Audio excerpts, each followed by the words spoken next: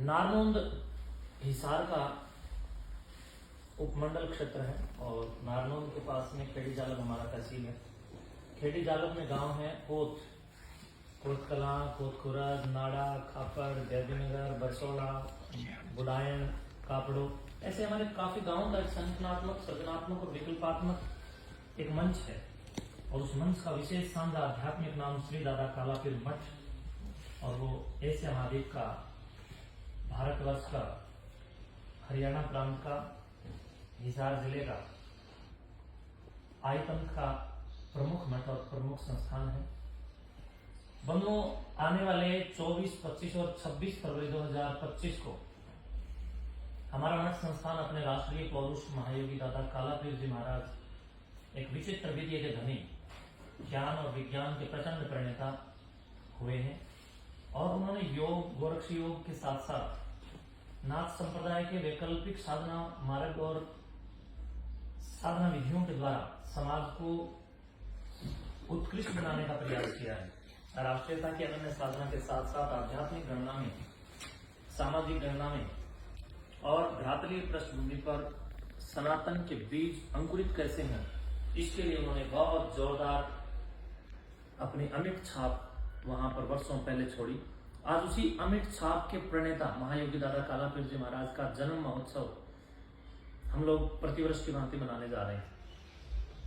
प्रिय बंधुओं, एक ऐसा संत जिसको लाखों करोड़ों लोग शुभचिंतक के रूप में, श्रद्धा के रूप में, फॉलोवर कहूं तो कोई अतिशयोक्ति नहीं, प्रतिवर्ष अपने आदर्श के रूप में स्वीकार करते हैं। बहुत बड़े स्तर पर यज्ञाग्नि प्रचंड करके किमंडलों शुद्ध देसी घी से वातावरणिक परिमार्जन के लिए भी, आध्यात्मिक उत्थान के लिए भी और आत्म कल्याण के लिए भी प्रयास हम लोग दिन और रात लग करके 3 दिन तक करते हैं। अब आने वाली 24, 25, 26 फरवरी को एक बार पुनः वह वेला हमारे बीच में आ गई है। उस वेला पर हम लोगों ने विचार किया कि इतना बड़ा संत जो ज्ञान और विज्ञान का प्रणेता रहा, उसकी संस्तुति, उसकी स्मृति, उसका जन्म जयंती पक्ष भी हमें ज्ञान और विज्ञान के साथ आयोजित करना चाहिए। तो हम लोग उनकी स्मृति में हरियाणा सीईटी की तरफ, कॉमन एलिजिबिलिटी टेस्ट की तरफ, जो पूरे स्टेट का विद्यार्थी एक टकटकी लगा करके देख रहा है, उन सब विद्यार्थियों के अवलंबन के लिए, उन विद्यार्थियों के मूल्यांकन के लिए और उन विद्यार्थियों के नवीन संस्करण अपडेट करने के लिए हमने ये कार्यक्रम रखा कि भी हरियाणा की सीईटी परीक्षा जो सरकार ले तो हमारे बच्चे जो वहां जाकर के बैठे तो उनको कोई किसी भी प्रकार से कठिनाई ना हो, बल्कि हमारे मठ में सीईटी पैटर्न की इस परीक्षा में जो बच्चे आएंगे उन बच्चों को वहां पर एक अनुभव भी प्राप्त होगा। और अनुभव के साथ साथ सीईटी पैटर्न की इस परीक्षा में जो स्टेट का अर्थात हरियाणा गणराज्य राज्य का जो प्रथम विजेता विद्यार्थी होगा, उस विद्यार्थी को हम लोग विजेता पुरस्कार राशि 1,11,000 रुपए, दूसरी 51,000 रुपए, तीसरी 31,000 रुपए और चतुर्थ 11,000, ऐसे होते होते 200 प्लस उत्कृष्ट पुरस्कार राशि हम लोगों ने रखी है। तो मैं कह रहा हूं कि महामुकाबला, ये मैं देख सकता हूं कि कबड्डी कुश्ती के मैदान में तमाम प्रकार से विद्यार्थी अपनी अपनी कौशल क्षमताओं को विकसित करते हैं। हम लोग कलम से कलम का महामुकाबला लेकर के आए हैं। मैं समझता हूं कि जब ये कलम चले तब समाज में तमाम नशाखोरी और कुरीतियों के विरुद्ध जितनी भी घटनाएं आज खड़ी होकर के समाज के विरुद्ध जो कार्य कर रही हैं, उन घटनाओं को मुंह की खानी पड़े और कलम क्रांति हो, वैचारिक क्रांति का शंखनाद हो, विचारों में शुद्धता हो और विचारों की शक्ति का सशक्तिकरण हो। तो उसी सशक्तिकरण को ध्यान में रखते हुए ये कार्यक्रम 3 दिन का है। सीईटी पैटर्न परीक्षा, बड़े बड़े इनाम, खाने पीने की सुख सुविधाएं, व्यवस्थाएं, आप सब आएंगे, आप लोगों के लिए झूले की व्यवस्थाएं और मठ प्रांगण के विशेष कार्यक्रम। कोई रजिस्ट्रेशन वगैरह? इस कार्यक्रम में कोई रजिस्ट्रेशन की फीस नहीं है। रजिस्ट्रेशन आप ऑनलाइन करेंगे तो मैं अभी आप सभी यूट्यूबर्स जो मेरे बहन भाई मुझे भी देख पा रहे हैं, आपको मैं एक लिंक उपलब्ध करवा दूंगा। आप प्लीज अपने अपने सोशल साइट्स के ऊपर उस लिंक को कॉपी पेस्ट करेंगे तो निःशुल्क बच्चे उसमें रजिस्ट्रेशन कर सकेंगे। एज लिमिट भी है जी कुछ? कक्षा 12 से ऊपर का कोई भी विद्यार्थी बिल्कुल ओपन है, कोई एज लिमिट नहीं। कक्षा 12 से ऊपर रखा है क्योंकि बहुत ज्यादा मुझे लगता है कि कक्षा 12 से ऊपर ही ठीक रहेगा। मंत्री अगर कोई बाहर से आएंगे तो उनके लिए रास्ता मान लो कैसे रहेगा? अगर आप पोथ आते हैं, अगर आप हिसार से आते हैं तो आप बरवाड़ा होकर के खेड़ी चौपटा आ सकते हैं। अगर आप हिसार से वाया हांसी आते हैं तो हांसी से नारनौल, नारनौल से खेड़ी चौपटा से गर्भीनगर से नाड़ा, नाड़ा से कोट। अगर आप कैथल से आते हैं तो कैथल से नरवाना, नरवाना से उचाना, उचाना से खापड़, खापड़ से कोट। आप जींद से आते हैं तो जींद से आप जुलानी, जुलानी से आप सीधा दरियावाड़ा, दरियावाड़ा से कोट। या आप अगर खटखड़ टोल प्लाजा से आते हैं तो गांव खटखड़, खटखड़ से बरसोला, बरसोला से कोट। और चारों के इस प्रकार के रास्ते हैं। मिर्जपुर से भी आप आ सकते हैं और इन सब रास्तों की मदद से आ सकते हैं। सरकारी बसों की सुविधाएं भी हैं, रेल आदि की भी सुविधाएं। अगर कोई बच्चे पहले पहुंचेंगे उनके लिए हम मठ के अंदर पहले दिन अगर कोई रुकना चाहे रुकने की व्यवस्था भी देंगे। ये सर मठ के उससे ही हो रहा है या इसका कोई सहयोगी भी है? देखिए, हम प्रतिवर्ष करते हैं। अब की बार हम इसको बहुत बड़े स्रोत के रूप में प्रस्तुत कर रहे हैं और ये कार्यक्रम महायोगी दादा कालापीर मठ संस्थान की ओर से ही प्रतिवर्ष किया जा रहा है और आगे भी प्रतिवर्ष किया जाएगा। और इस कार्यक्रम में 24 फरवरी को यह कार्यक्रम रहेगा। उसके बाद 3 दिन तक सांस्कृतिक पुनर्जागरण के लिए, शैक्षणिक विकास के लिए, सामाजिक गतिविधियों की उत्कृष्टता के लिए विभिन्न विकल्पों में कार्यक्रम चलते रहेंगे। और 26 फरवरी को नशा मुक्ति अभियान को लेकर के जो मैं गांव-गांव में, घर-घर में, गले-गले में और मोहल्ले-मोहल्ले में मठ से लठ लेकर के जो चल रहा हूं, ये मेरी पिछले काफी दिनों की एक योजना रही है और उन्होंने समाज को जागरूक करने के लिए अपना जीवन दान में दे दिया। बंधुओं, 26 तारीख को हरियाणा नशाखोरी, जिस प्रकार पंजाब को उड़ता पंजाब नशाखोरी ने बना दिया, अब हम हरियाणा को सब मिलकर के प्रयास करें कि उड़ता पंजाब हो वो भी नहीं होना चाहिए, तो उड़ता हरियाणा भी नहीं होना चाहिए।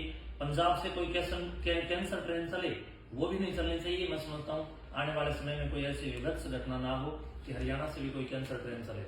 इसके विरुद्ध हम समाज को सामाजिक उदंडता और वितंडाओं से दूर ले जाने के लिए एक बहुत अलग से एक प्लेटफॉर्म दे रहे हैं।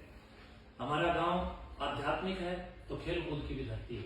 गांव को दादा कालापीर मठ प्रांगण में निर्माणाधीन दादा कालापीर खेल स्टेडियम में हम लोग एक बहुत बड़ी महाप्रतियोगिता, महामुकाबला शारीरिक गतिविधियों में कबड्डी हरियाणा सर्कल नशामुक्त कबड्डी प्रतियोगिता का भी हमने आयोजन रखा है। वो 26 फरवरी को योगेश्वर शंकर भगवान के उपलक्ष्य में, महाशिवरात्रि कार्यक्रम के उपलक्ष्य में, योगेश्वर शंकर के योग दर्शन को अर्थात योग, व्यायाम और शारीरिक पुष्टता को ध्यान में रखते हुए विद्यार्थियों को बलिष्ठ और पुष्ट और संस्कृत बनाने के लिए ये इनामी पारस्परिक इस पूरी की पूरी वेला को हम वहां पर गठित कर रहे हैं। उसमें कबड्डी में जो स्टेट का टॉपर जितने भी हमारे खिलाड़ी होगा वो सब वहां आएंगे। उनमें से अगर कोई प्रथमता विजेता रहता है तो 2,61,000 रुपए प्रथम पुरस्कार, द्वितीय 1,61,000, इसी प्रकार नीचे लाखों और इनाम हमने इसमें रखे और बड़ा शानदार, निष्पक्ष और पारदर्शी ढंग से ये दोनों ही कार्यक्रम बड़े स्तर पर वहां होंगे। तो क्या इस प्रतियोगिता के अंदर जो पार्टिसिपेट करेगा तो उसके लिए कोई रूल और रेगुलेशन रहेगी? इसमें इस पूरी सर्कल कबड्डी प्रतियोगिता में रूल रेगुलेशन ये है कि एक पंचायत में 3 खिलाड़ी हम बाहर के मिला सकते हैं।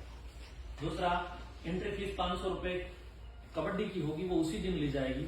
और नशा आदि करके ना आए, तो नशा करने वाला खिलाड़ी ना खेले, क्योंकि नशे को घटाना है, बढ़ाना नहीं। हम लोग नशे के खिलाफ लोगों को खेल कूद की ओर आगे कहीं न कहीं आकर्षित कर रहे हैं, अग्रेसित भी कर रहे हैं और उनको आगे से आगे बढ़ाने का भी हम जो काम कर रहे हैं वो इसीलिए कर रहे हैं ताकि नशा खत्म हो और जितने भी खेलों में जो नियम होते हैं वो नियम लागू होंगे। नशे की सर बाबा जी आपने बात की तो नशे की बात बता देते। बहुत से युवा जो आज अखाड़े की बात करें, नाथ पंथ की बात करें तो बहुत से जो मेंट है वे धूम्रपान की बात करेंगे। धूम्रपान काफी युवा जकड़ रहे हैं और गुरु गोरखनाथ का प्रसाद के तौर पे वे आज ले रहे हैं। इस पे क्या कहना चाहोगे? देखिए, मैं समझता हूँ कि गोरखनाथ जी ने हमें प्रसाद के तौर पर नशा नहीं दिया, बल्कि गोरखनाथ जी ने हमें अवसाद के खिलाफ प्रसाद जो दिया वो शास्त्र दिया। आप गोरखवाणी पढ़ेंगे, गोरक्ष पद पढ़ेंगे, गोरक्ष शब्दी पढ़ेंगे, महात्म मंजरी पढ़ेंगे, सिद्ध सिद्धांत पद्धति पढ़ेंगे, हठ योग प्रतिपिका पढ़ेंगे।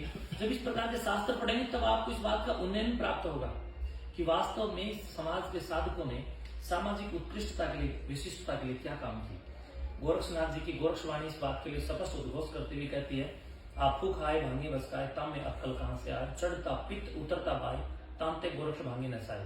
यानी है दुनिया के लोगों, हे अवधूत लोगों, हे तपस्वियों, हे साधकों, हे जिज्ञासुओं, हे पिपासुओं, मैं गोरक्षनाथ मैं उद्घोष करता हूँ कि जो अफीम खाएगा और भांग का भक्षण करेगा उनमें बुद्धि कहां से आएगी।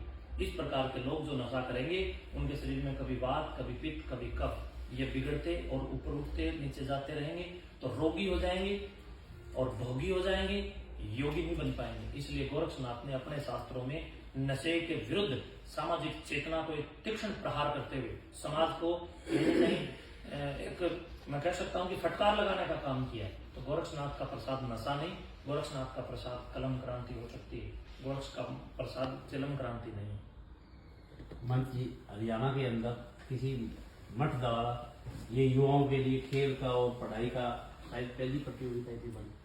देखिए हमारे यहाँ तो हम लोग प्रतिवर्ष करते हैं, लेकिन आप लोग थोड़ा सा पीछे चल करके देखेंगे तो 1,96,08,53,125 वर्ष पुरातन सनातन राष्ट्र भारत में आप यहाँ की ऋषि परंपरा, योग परंपरा, संत परंपरा, गुरु परंपरा, शिक्षक परंपरा, इनको आप देखेंगे तो इस भगवान वाले ही समाज के शिक्षक बन करके उन्होंने इस कलम की कसौटी को मैं समझता हूं कि स्थापित किया और इस पूरी दुनिया को एक मुट्ठी अन्न के बदले एक मुट्ठी चावल गुरुओं ने अपनी गुरु दीक्षा में लेकर के और बच्चों को पढ़ाने का काम किया। मैं समझता हूँ संत का प्रथम प्राथमिक आचार और आचरण यही है कि वो शिक्षण, प्रशिक्षण और समाज का नियंता बन करके काम करे, और ये हमारी प्राचीनतम परंपरा है। मैंने कोई नई शुरुआत नहीं की।